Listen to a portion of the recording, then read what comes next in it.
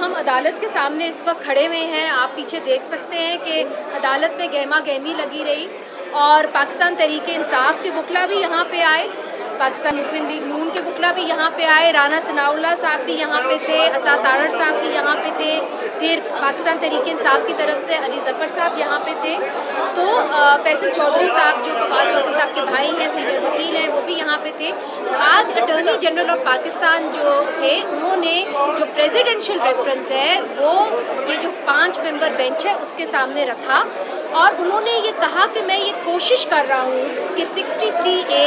जिसका ताल्लुक defection clause से है और 62(1)F जिसके अंदर सादिक और अमीन का क्लॉज है कि मैं इन दोनों प्रोविजंस को जो आइन के अंदर है इन दोनों को मैं जोड़ने की कोशिश कर रहा हूँ और मैं अगर इन दोनों को जोड़ पाया तो फिर मेरे पास केस है, अगर मैं इन दोनों को जोड़ नहीं पाया then I have no case. Exactly उन्होंने जो है आज ये आर्ग्यूमेंट दी है। अब ये कैसे उसको जोड़ पाएंगे, चूँकि हुकूमत का इस वक्त जो दारो मदार है वो इसके ऊपर है कि जिन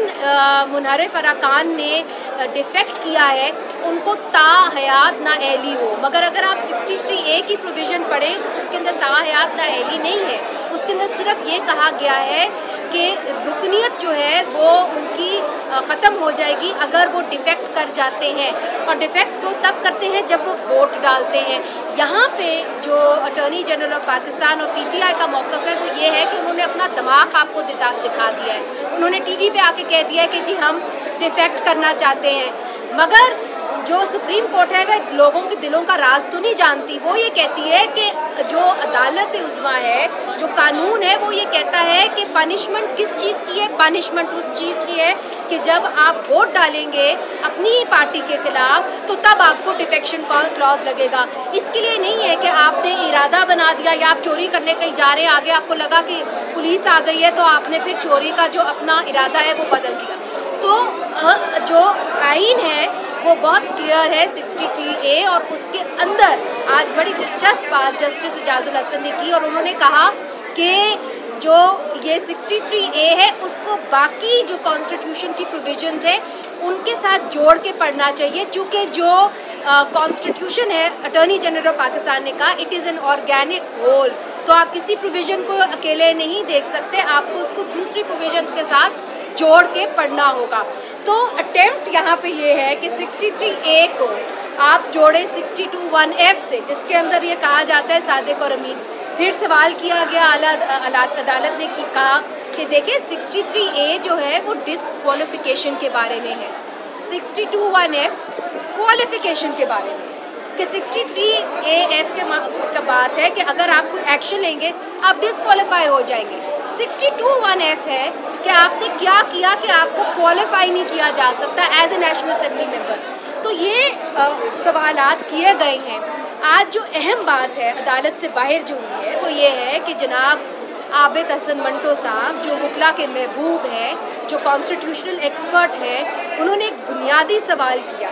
और उन्होंने ये सवाल किया है कि आइन के अंदर प्रोविज़न है कि अगर आप एक इंडिपेंडेंट के तौर के ऊपर, आज़ाद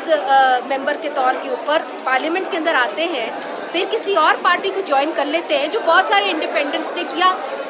ये तो डिफेक्शन है। आप इंडिपेंडेंट से गए और आपने पार्टी ज्वाइन की तो तब तो डिफेक्शन क्लॉज जो है वो साइलेंट है, मगर जब आप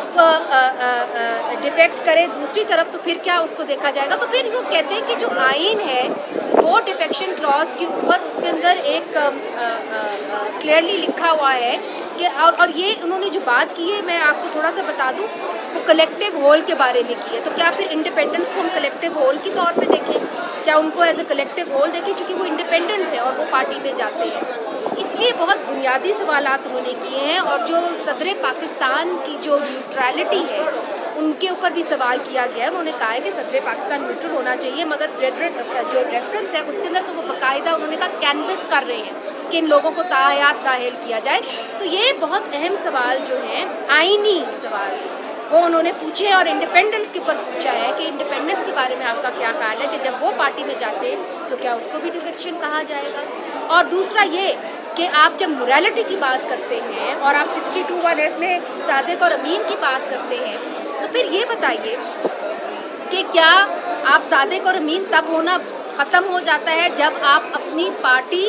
के जो कहने पे से के अलावा वोट डालें, या कि आपकी पार्टी ने मैनिफेस्टो में आवाम से वादा किया हो और आप उससे जो है नाला है, उससे नाराज़ हैं और फिर आप उसके मुताबिक अपने कॉन्शियंस के मुताबिक आप एक्शन लें। तो 62(1)(f) के अंदर जो